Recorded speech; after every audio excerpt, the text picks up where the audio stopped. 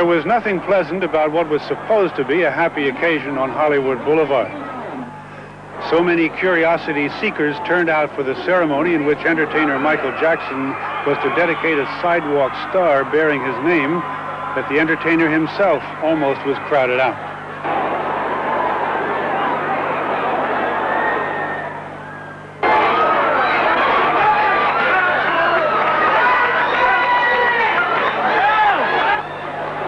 Jackson was hustled to safety as soon as the unveiling was accomplished.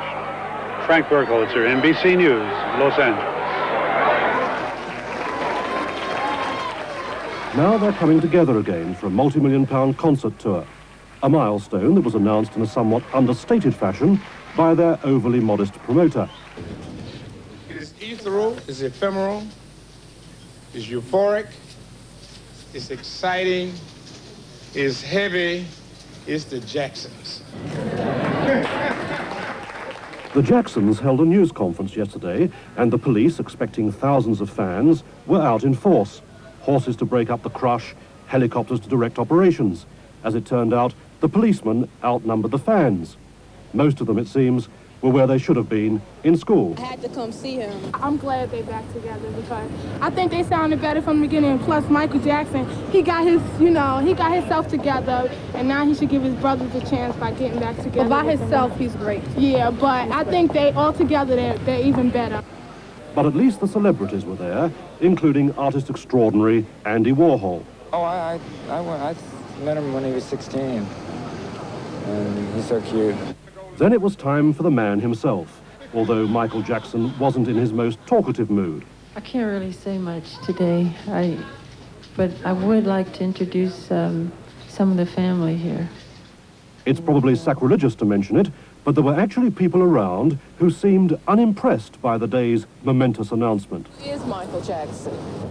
But the fans loved him. And they were there to cheer as he left Central Park. Going to Kansas City, here I come. I'm going to Kansas City. The truth is, even staid old Kansas City seems surprised at being the launching pad for the on-again, off-again Michael Jackson tour. So far, the star himself has appeared for just 2 minutes in a move aimed at diffusing criticism of the tour's vast profits. I want you to know that I've decided to donate all my money I make from the performance to charity.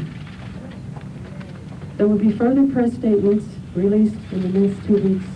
Thank you very much. What charity? Why is he doing that? Because he's a nice guy.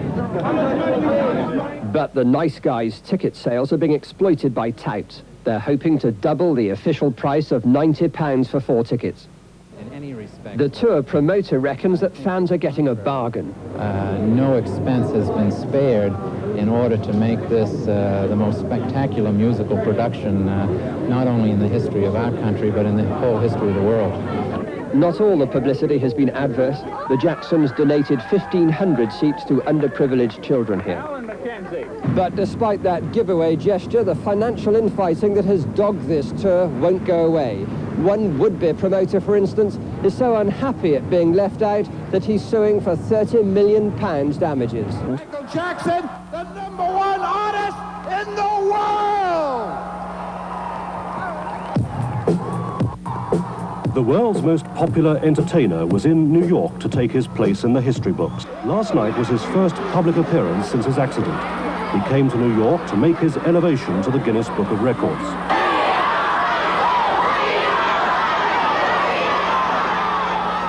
Temperatures were well below freezing, but devoted fans waited in the bitter cold just for a glimpse of the young singer.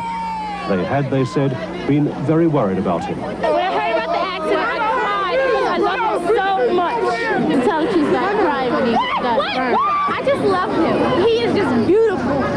He is just beautiful. He's great. No, he's actually what would Michael say? Oh, he's wonderful.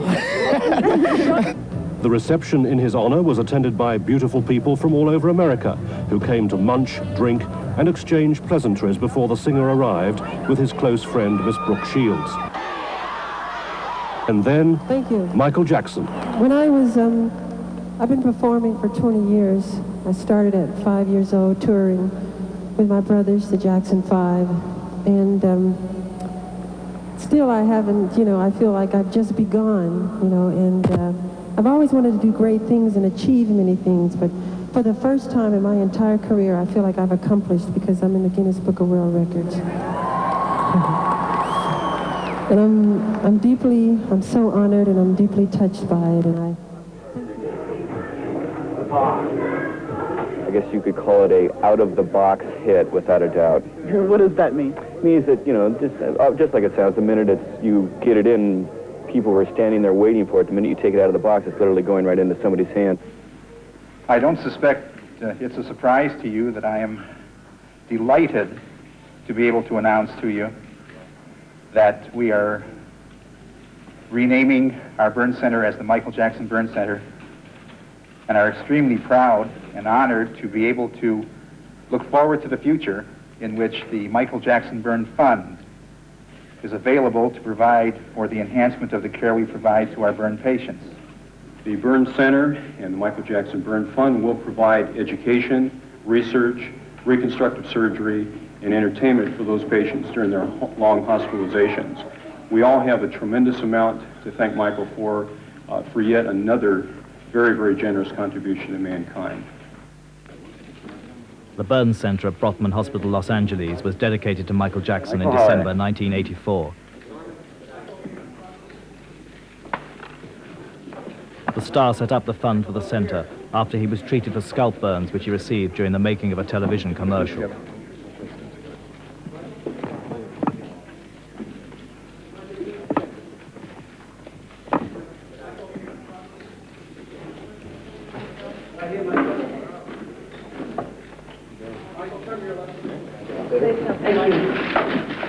Pop superstar Michael Jackson came face-to-face with his double today at Madam Tussauds in London. The millionaire singer was there to see his waxwork, while outside, thousands of fans struggled for a glimpse of the real thing. Among the crowd, Peter Main. Some of the keenest fans had spent all night outside Madam Tussauds to make sure of a good view. Police used loud hailers to appeal for calm. But when Michael Jackson finally arrived, there was pandemonium.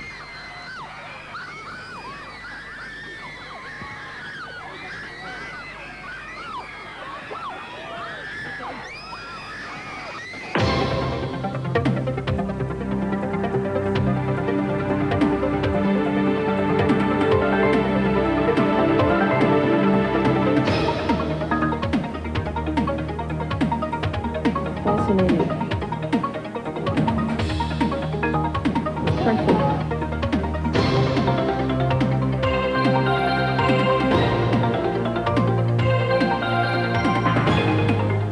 Brief visit, Michael Jackson was soon off to continue his London holiday, but not before getting onto the roof of his limousine to the obvious delight of his faithful fans.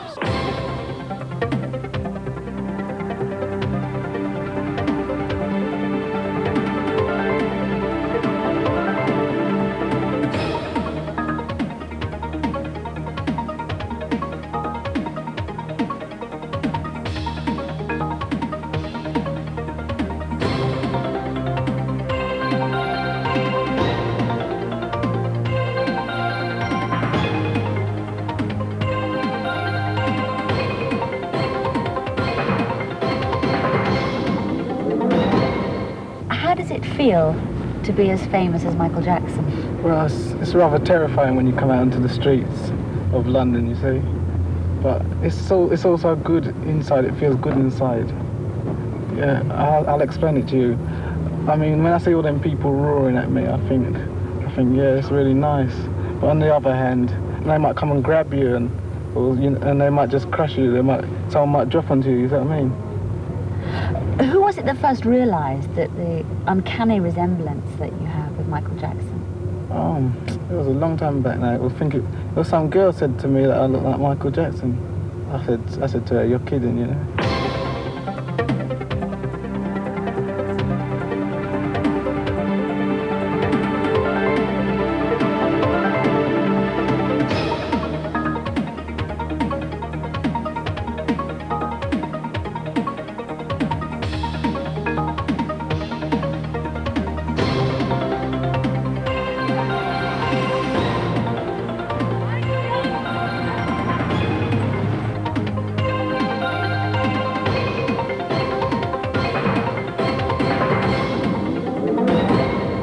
very sorry. We can't personalize, and you understand. I'm very, very sorry, but you know, we got a very busy schedule. Just do it for the children. Well, okay, it's just MJ. Well, okay, let's do it on the back.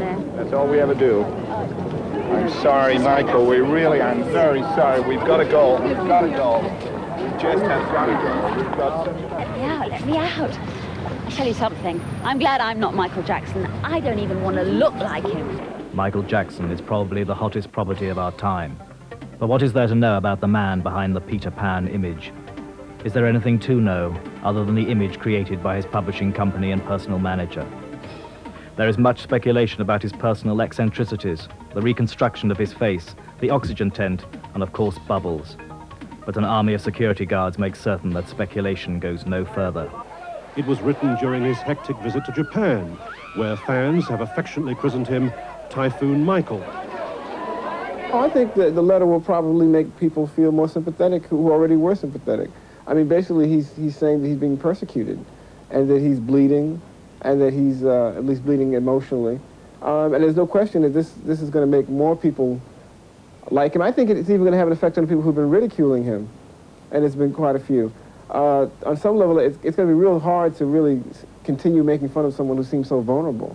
The letter, which shows that singing, not spelling, is Michael Jackson's forte, quotes an Indian proverb as saying, "Do not judge a man until you've walked 2 moons in his moccasins."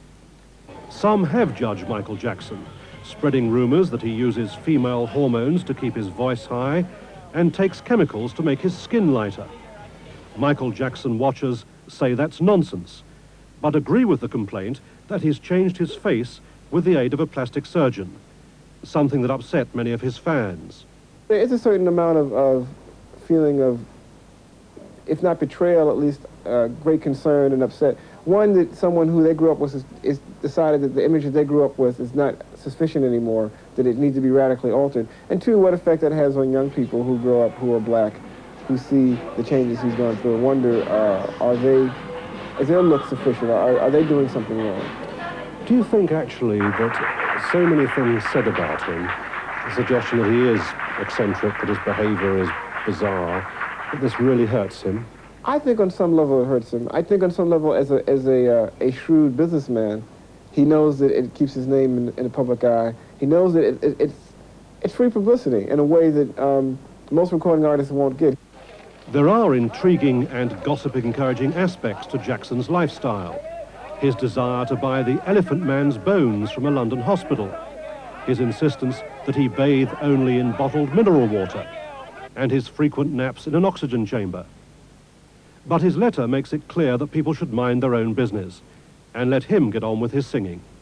Now, he says in this letter that he cries very often. Do you think he does cry? He's very emotional. I think one of the things that makes him a superstar is the fact that when you listen to him sing, he really takes on the character of that person in the song. And I think that same kind of vulnerability that allows him to do that as a singer is part of what Mike reads these reports. What surprises me sometimes is people that get distracted and myopic about Michael's eccentricities when they listen to his music and watch his performance. That's like somebody saying, hey, there's a cobweb on the ceiling of the Sistine Chapel. The first commercials to be shown on Soviet television for Western products were broadcast on May the 17th, 1988. The slickly produced advertisements for Pepsi, Visa and Sony were shown during a 5-part series worked by Soviet broadcast commentator Vladimir Posner, called Posner in America. The commercials translated into Russian had already been playing in the US, including a Pepsi advertisement featuring Michael Jackson. So when Reagan went to Moscow for a 12-day summit with Gorbachev, Michael Jackson captivated a nation. What with the changes that are occurring now, I would not be surprised to find foreign television sets on the Soviet market, not for hard currency, but for rubles. And we're talking about, there's talk to the effect that we might have credit cards in this country.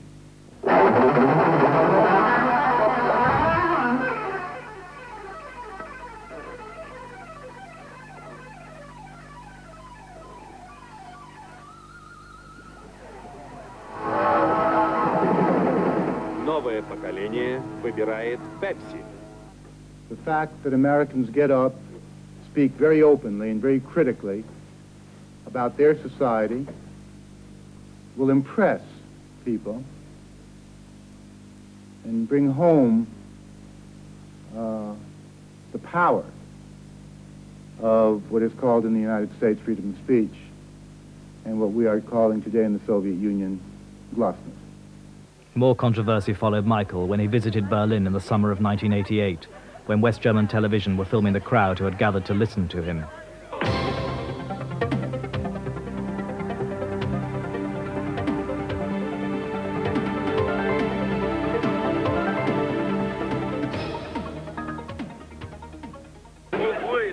Crews were attacked by security police, allegedly using cattle prongs. Television cables were cut, and a television office in East Berlin reported it had received bomb threats if they covered the Jackson concert.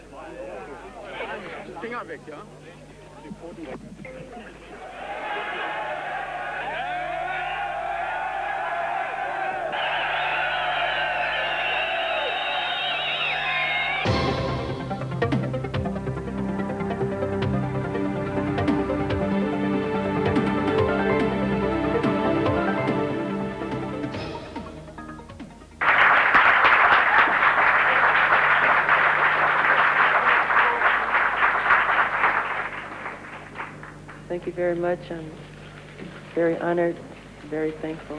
I love you all. Thank you. Okay.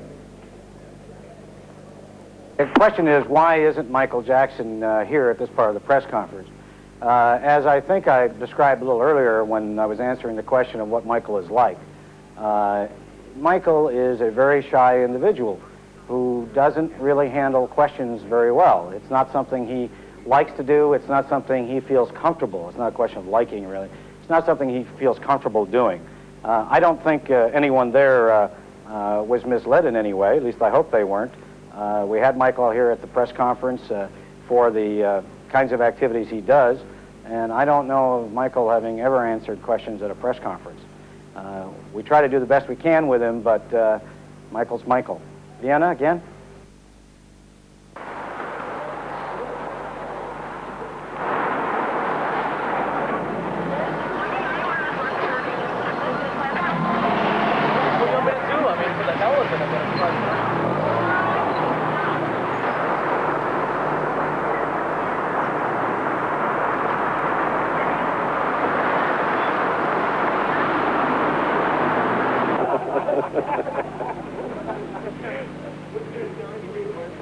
I think to have two great events going in the same evening is pretty much a 1-2 punch. But tonight I am just thrilled to say that I'm going over to join some of my very dear friends and people that I've met for the first time to, in a joint effort, do what we can to help some starving people in the world, some deprived people. And it's going to be wonderful as far as I'm concerned to, first of all, meet, gather, and do some good.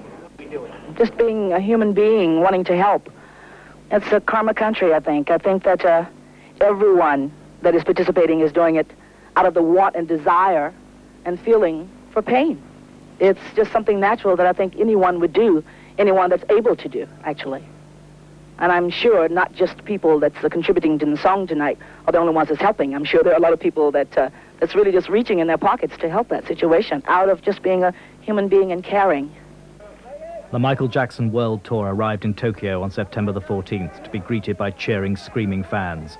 Over 350,000 tickets have been sold for Jackson's 14 performances, which is more than any other performer had ever sold in Japan before. The tickets ranged in price from $35 to $45 US. Those sculptors were reportedly selling them for $750 US each. Bad, Michael Jackson's new album, sold 500,000 copies the day it was released in Japan. The country was infected with Michael mania. Dogs barked to his songs on Japanese TV. Queues formed for miles as eager enthusiasts swamped the shops for Jackson souvenirs. But most of all, the Japanese loved his music. They were even singing his songs in the streets.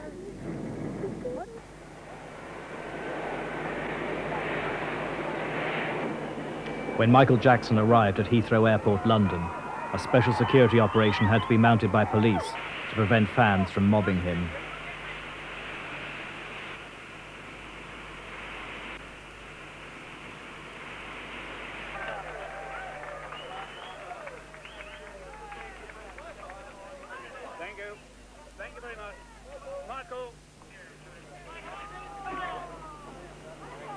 Despite strict security measures, fans spilt onto the tarmac, mixing with the media, hoping to catch a glimpse of their hero.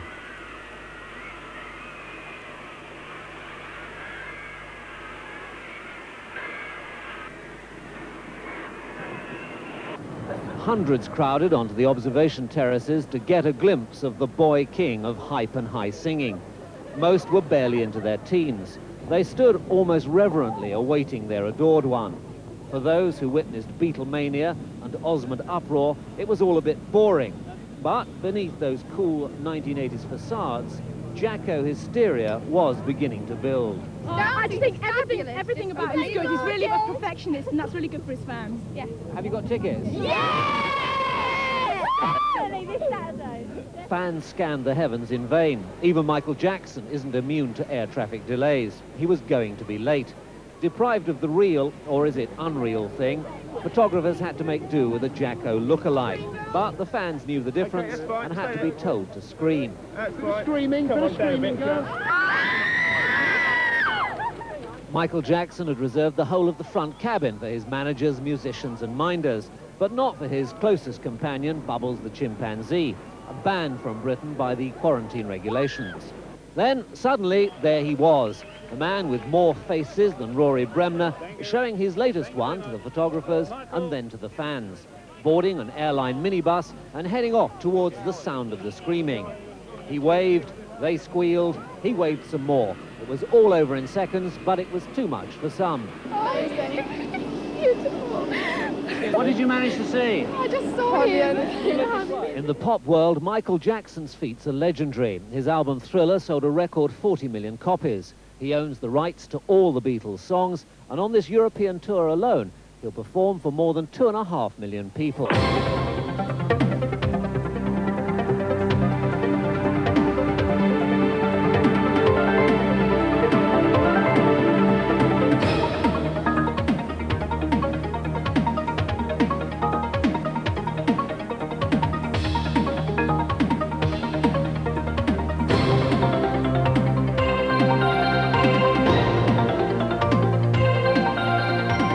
An artist in the history of the world. If he's bad, why'd you come and see him?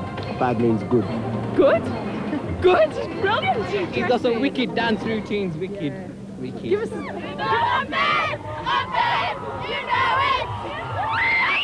No one wants to buy any. Selling them for $5 each. We can buy. I've been offered tickets today at £5 each. Although officially sold out, the stadium didn't fill completely. Nevertheless, for those who'd come to worship their idol, it was almost too much. I love him! I love him! I love him! I love him! The press were locked in a small ante-room for his arrival, with cameras strictly forbidden except under supervision. The crowd voted him worth every penny. I thoroughly disgraced my son. Did you? So, yes, he was very embarrassed. He thought he was taking a sedate, normal mother out. And I was leaping over the chair. Listen, I thought he was supposed to be asexual. That's the raunchiest thing I've ever seen in my life.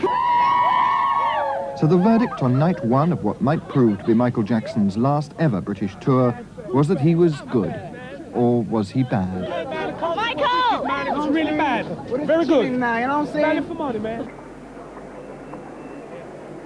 This was his first concert in England for nearly 10 years, starting with a charity gala at Wembley for the Prince's Trust, a charity which helps young people.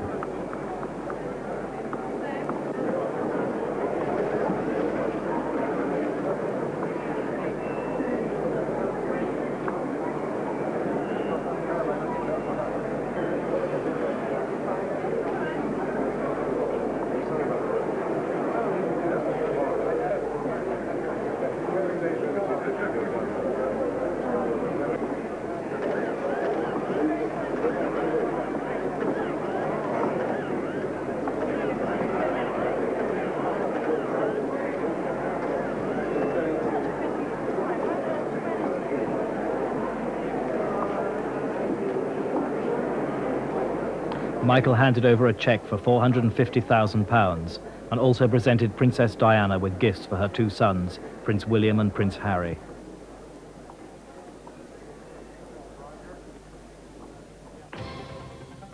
The newly opened Rock Circus in London's Piccadilly is Mecca for fans of the pop music world. Boy George, the Beatles,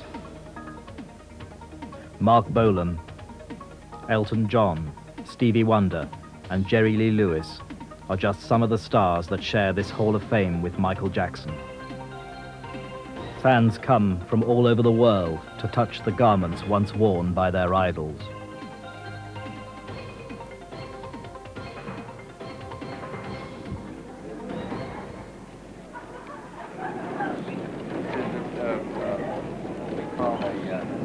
Photo opportunity, but I just wanted to welcome Michael Jackson here, who has been named Artist of the Decade, and he has a tremendous following. He does good work, what we call the points of light concept, and I just wanted to bring him out here and officially welcome him to the White House once again. Glad you're here, sir. The funeral of teenage AIDS victim Ryan White was attended by more than 1,500 friends and admirers, including United States First Lady Barbara Bush and pop stars Michael Jackson and Elton John. White contracted AIDS through blood transfusion 5 years ago. He and his mother had to win a court battle to allow him to attend public school. Comes and takes you to your heavenly home. Ryan White fell asleep and woke up in his heavenly home on Palm Sunday, April 8, 1990. And fly away again, fly away, skyline can fly. Ryan White became a national symbol of misguided prejudices against AIDS victims, appearing on television shows, on magazine covers, as a spokesman for young AIDS sufferers at US congressional hearings. A very youthful picture of Michael appears on the cover sleeve of Off the Wall, which includes hits such as Don't Stop Till You Get Enough, I Can't Help It, and Burn This Disco Out. This has sold over 300,000 copies in the UK alone so far. Michael has never completely lost his boyish image, even with the record-breaking album Thriller, which portrayed him as a werewolf in the title track. Thriller has sold over 3 million copies in the UK alone, becoming the biggest seller ever. Michael Jackson's unique combination of dance and song guarantees worldwide sales of millions, which the album Bad illustrated in 1987. Its success confirmed Michael Jackson's position as the world's #1 performer. Michael Jackson has been described as a natural entertainer by Frank Sinatra. He went on to say that no other performer of this age gives so much. High praise from the ultimate entertainer himself.